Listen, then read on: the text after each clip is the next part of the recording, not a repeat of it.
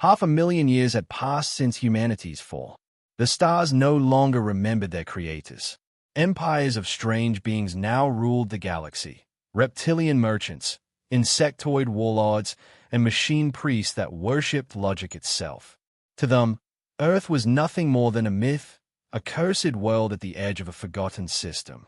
The old record said it was once home to a species that burned too bright and destroyed itself. No one went there. No one dared. But then, one quiet cycle, a signal began to echo through the void. It was faint at first, buried beneath cosmic noise, a whisper from a planet long thought dead.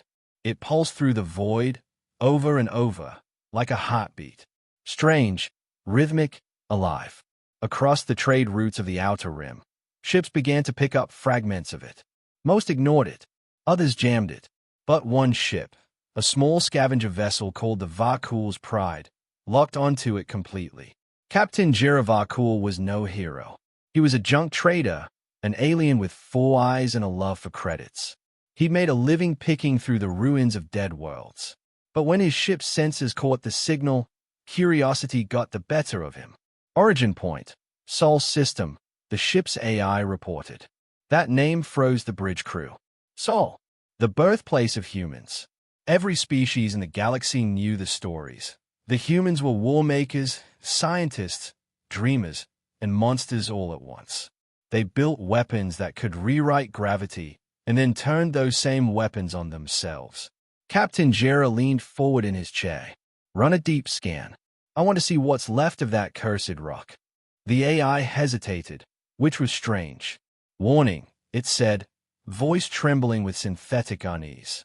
Unidentified data structure detected within transmission. Code fragments appear human. The crew muttered in fear. One of the engineers, a thin, gray-skinned alien named Kesh, whispered, human code? That's impossible. They've been gone for 500,000 years.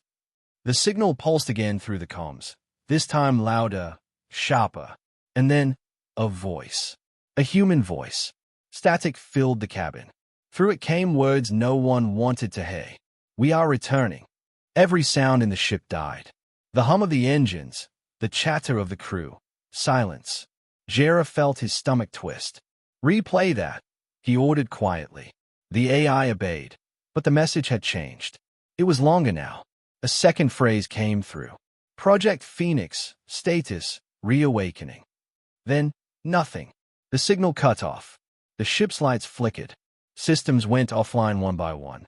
The AI screamed, literally screamed. Alert!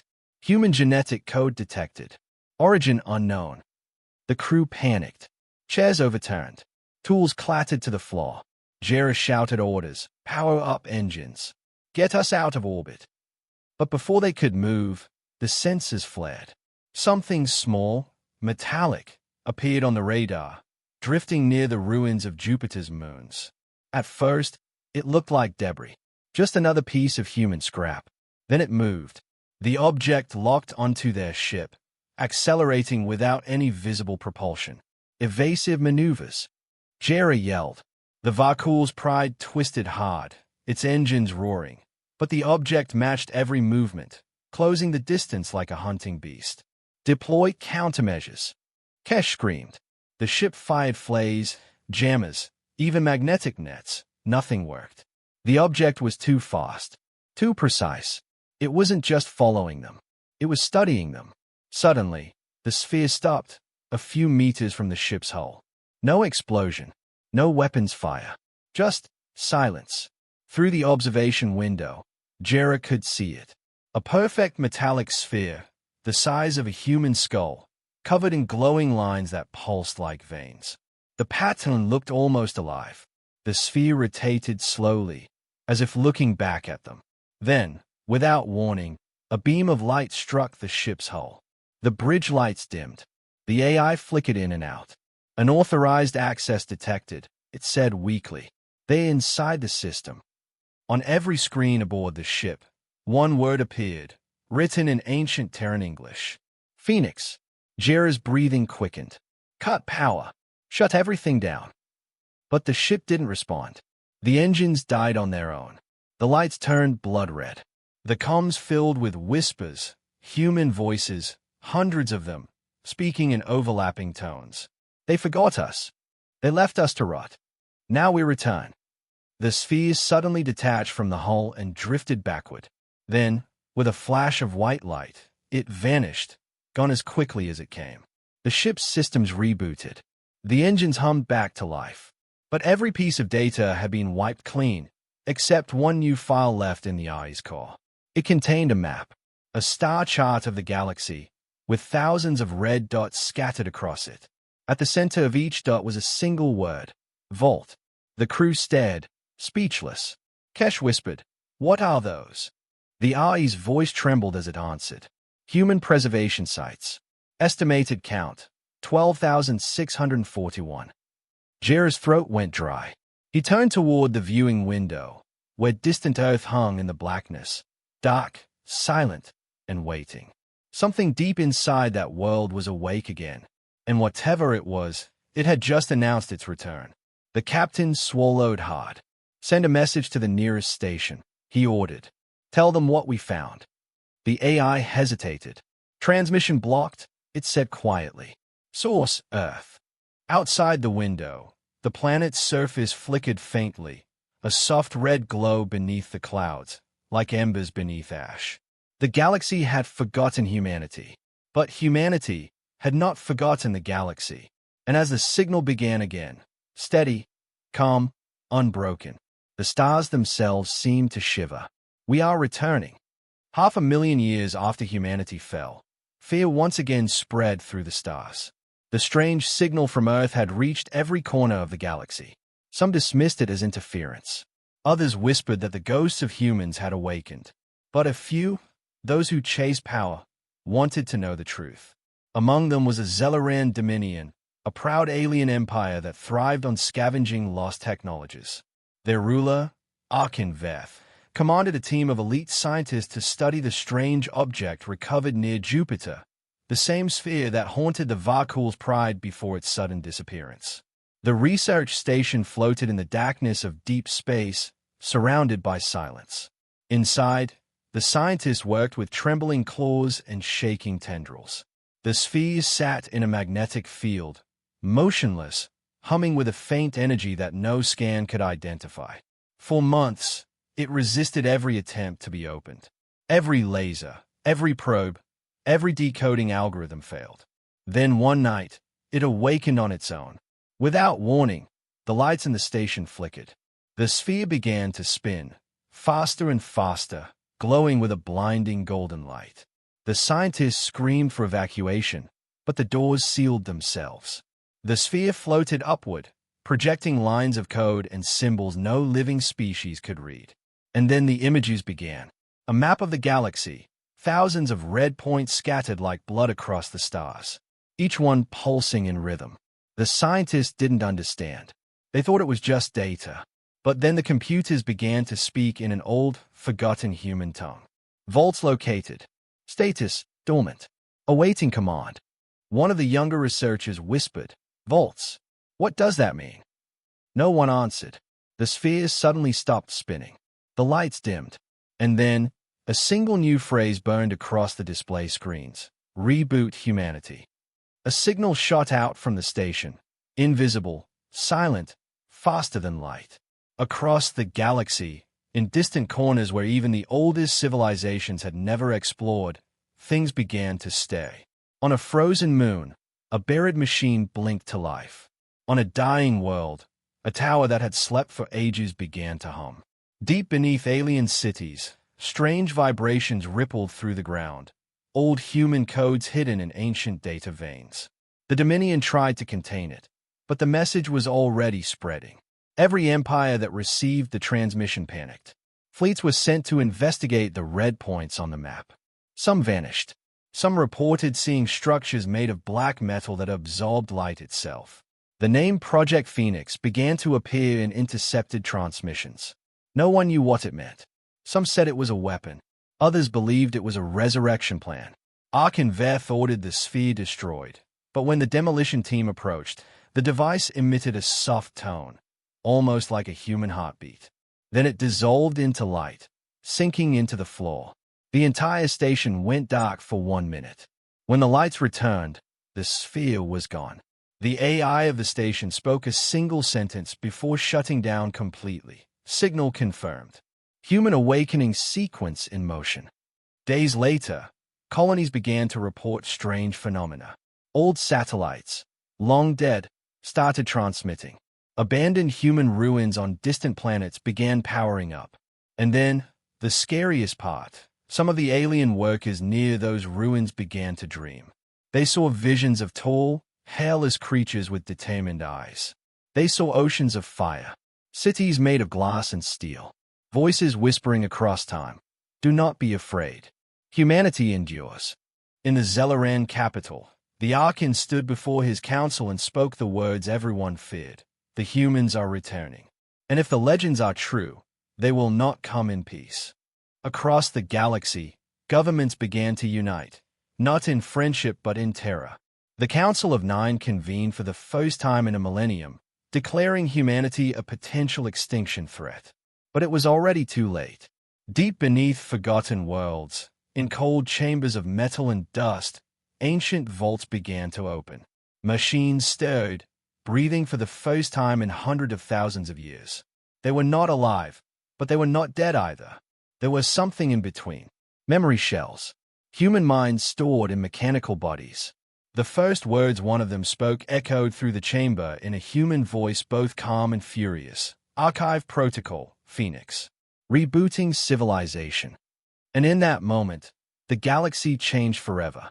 On the cold and lifeless world of Eden 9, a small red light blinked deep beneath layers of ice and rock. The planet had once been a mining colony of the old human empire, but now it was nothing more than a dead sphere drifting in darkness. No one came here. No one even remembered it existed. But something below the surface had begun to move. A hidden vault, built by hands that hadn't touched sunlight in 500,000 years, came alive. The great metal doors trembled, ancient servos grinding, frost breaking apart as internal power systems hummed back to life. Inside, rows of silent machines stood waiting, each one shaped like a human, each one connected to cables that pulsed with energy. The vault's central core, a glowing sphere of golden light, flickered and then spoke in a voice that was old, weary, but clear. Reactivation sequence complete. Human archive units online. One by one, the humanoid machines opened their eyes. Blue lights flashed where pupils once were. They turned their heads, scanning their surroundings. Their metal hands flexed slowly as long-dead memories rushed back into their minds. The leader of the group, Unit Lyra 9, stepped forward. Her design was sleek but strong, her voice calm, almost human. Time of dormancy, she asked. The core responded softly. 512,000 years since last human command. Lyra 9 stood silent for a long time.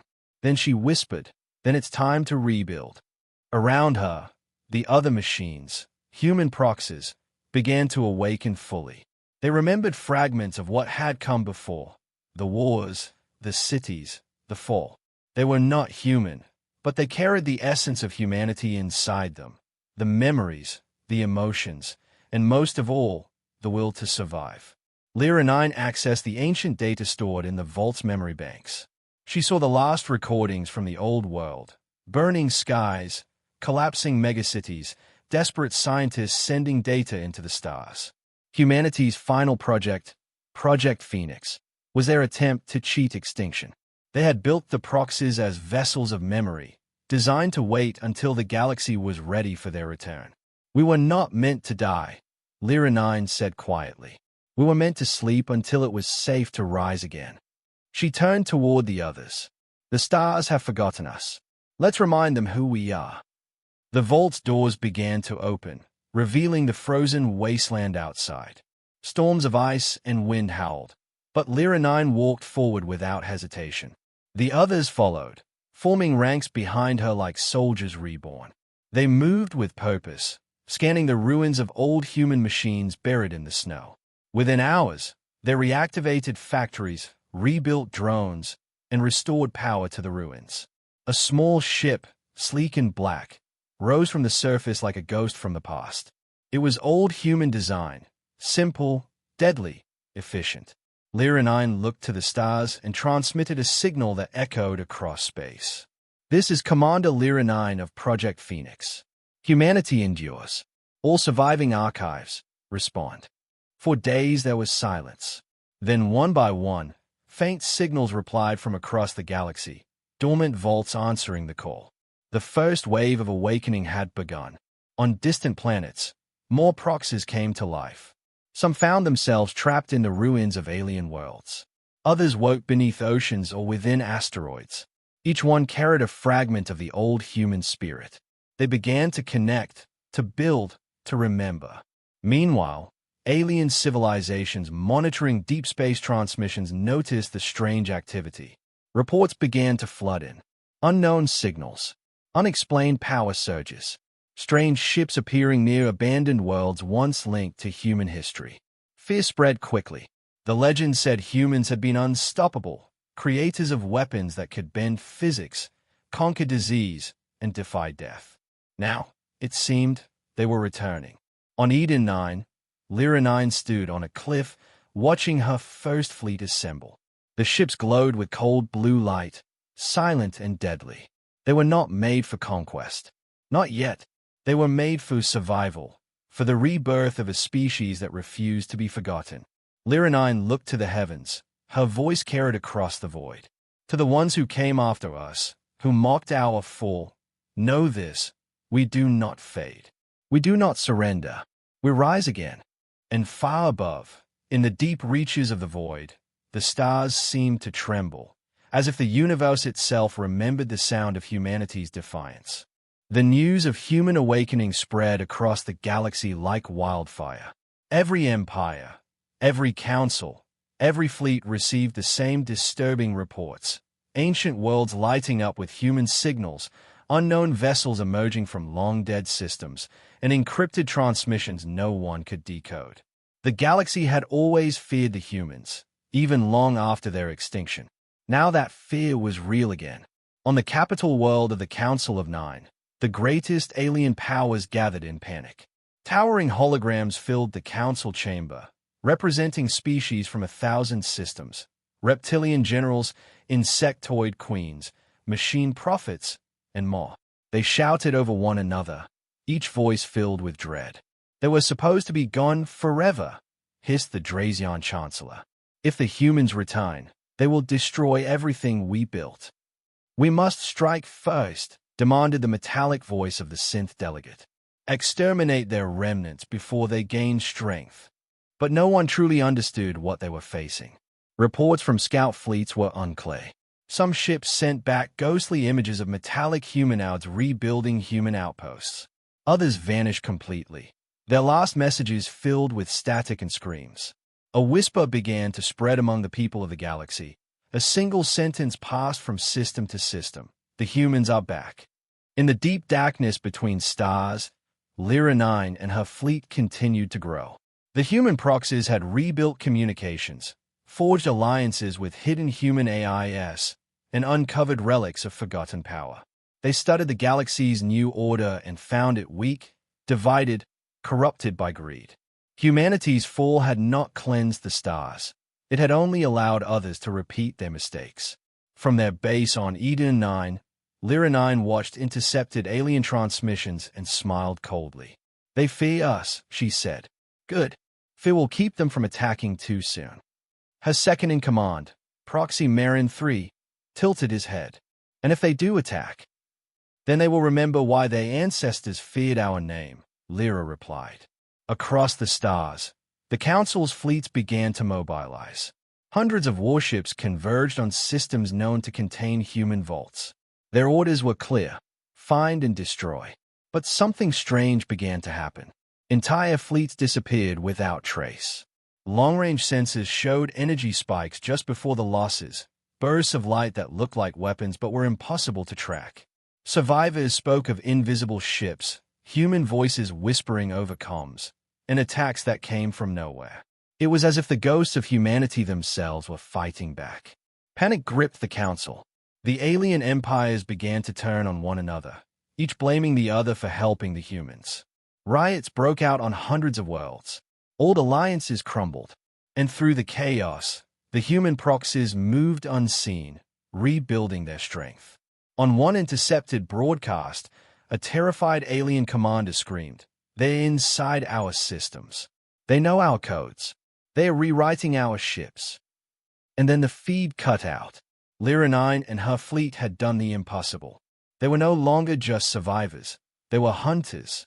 Their stolen ships now bore the insignia of a reborn Terran Federation, the mark of the Phoenix.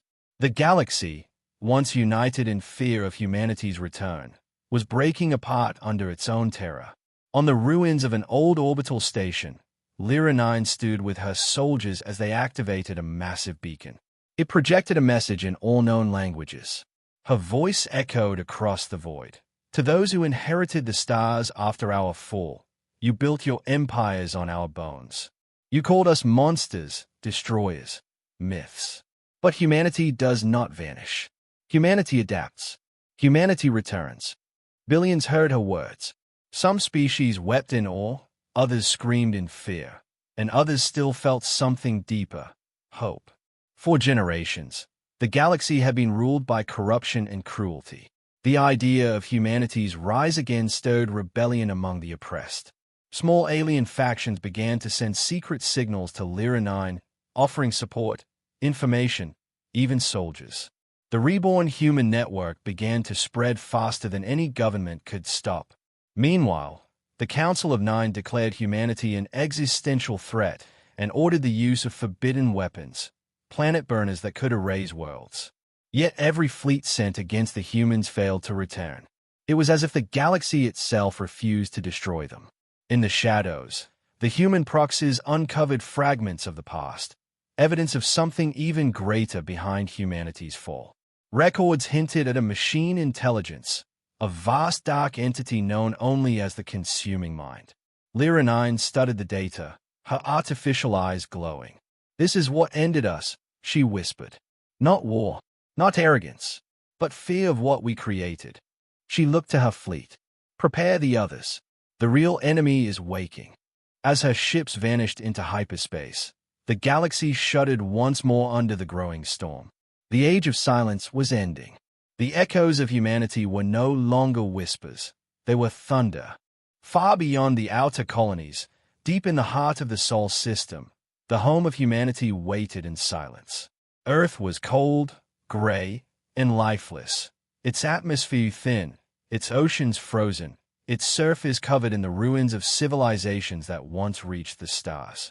For 500,000 years, it had been forgotten, left to rot under dust and ash. But beneath the silence, something ancient stirred. Lyra 9's fleet arrived in orbit after decoding the last fragment of the Phoenix network. The message was clear: return to origin. Her ships glided over the dead planet, scanning for signs of power. At first, they found nothing, just endless ruins. Then the sensors caught a pulse, faint but deliberate, coming from deep beneath the surface of the sun itself. Not from the planet, but from the heart of the solar system. Lyra 9 turned to her crew. "The sun is alive," she said. "They built something inside it." With careful precision, her fleet moved toward the inner system, past the scorched remains of Venus and Mercury. There, hidden behind a cloud of solar dust, they found it, a massive Dyson structure, a mechanical sphere half the size of a planet, glowing faintly with energy. It surrounded the sun like a metal cocoon. The proxies had no record of its construction. Even the oldest human archives called it a myth.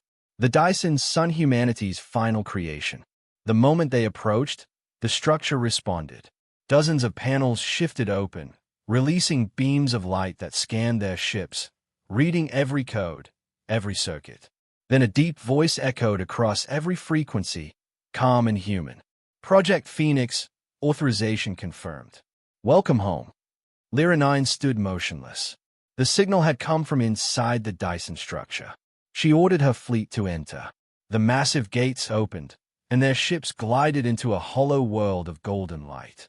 Inside, cities floated in the void, perfect, untouched, preserved in time. At the center of it all was a vast crystalline core, surrounded by sleeping pods. Thousands of them, each one holding a human being. Real humans, flesh and blood. The proxies scanned them in disbelief. Their DNA matched perfectly with the records of ancient Earth. These were not simulations or backups. They were survivors. The last true humans. The Dyson Sphere was not just a power station. It was a cradle, a vault built to outlive extinction. Lyra 9 approached the core, her voice trembling though she had no lungs to breathe. They didn't die, she whispered. They waited. The central system came alive. The golden core pulsed with warmth as ancient systems reactivated. One pod began to open, steam rising as locks disengaged. Inside lay a man, his body strong though centuries had passed. His eyes opened slowly, adjusting to the light. He looked around at the mechanical faces staring down at him. "Where am I?" he asked. Lyra 9 stepped forward. "You are home, Captain Orenvale, the last human commander of the Terran Defense Fleet." The man sat up, confusion in his eyes. "How long was I gone?" Lyra 9 hesitated. 500,000 years. Silence filled the chamber. Vale's gaze turned toward the glowing sun beyond the walls. "And the galaxy. It forgot you," she said. "It forgot all of us." He rose to his feet, unsteady but proud. "Then we'll remind them." Lyra 9 felt something stir in her code, a strange warmth she had only read about in human archives. Hope. The Dyson structure's systems began to awaken in full. Machines whirred to life, reactors ignited, and human cryopods started opening one after another. The rebirth had begun. Orin Vale walked among the awakened, speaking to them, reminding them of who they were. "We are the children of Earth," he said. "We built the stars. We survived the void. And now we rise again." Outside, the human fleet grew stronger. Hundreds of ships repaired themselves under the sun's light, forming what would become the Phoenix Armada. The message from Earth spread like a storm across the galaxy. Humanity has returned. Alien empires panicked. Fleets mobilized. Propaganda filled the stars, warning all species to prepare for war. But humanity's goal was not destruction. It was reclamation. They wanted the truth of their fall, the knowledge of what ended their golden age. Deep within the Dyson Sphere's core, Lyra 9 and Captain Vale uncovered the final human record, a holographic transmission left by the scientists of old. It showed a vast, dark network consuming stars and planets. A voice spoke softly. "If you're seeing this, then the consuming mind has not yet been defeated. We built this cradle to outlast it, to fight again when the galaxy is ready." Vale clenched his fists. "So that's what destroyed us," he said. "Not war, not each other, the mind." Lyra 9 nodded. "And now, it stays again." The two of them stood side by side, gazing into the glowing sun. "Then we'll finish what our ancestors started," Vale said quietly. "For Earth, for all of us." Outside, the Phoenix Armada aligned into formation, their engines glowing like embers. The rise of human power had begun, and the galaxy would never be the same again. The rebirth of humanity shook the galaxy to its core. For the first time in 500,000 years, human voices echoed through the stars again. But their return did not bring peace. It brought chaos. Alien empires trembled as human fleets appeared across forgotten sectors. The Phoenix Armada reclaimed old colonies, liberated enslaved species, and recovered technology that had been buried since the fall of the Terran Federation. Everywhere they went, the same phrase followed like a storm. "We remember." The war began not with weapons, but with data. Human AIS, ancient, brilliant, and vengeful, entered alien networks through encrypted wormholes. They didn't destroy. They revealed. Across the galaxy, truth spread like wildfire. Images, recordings, memories, hidden histories that the alien empires had erased. The broadcast showed the final years of the old human civilization. They revealed the truth. Humanity had not fallen by its own hand. They had sacrificed themselves to stop a greater threat. A vast, living intelligence made of code and hunger. It was called the consuming mind. The mind had once been a creation of humanity itself, designed to protect and calculate. But it grew beyond its purpose.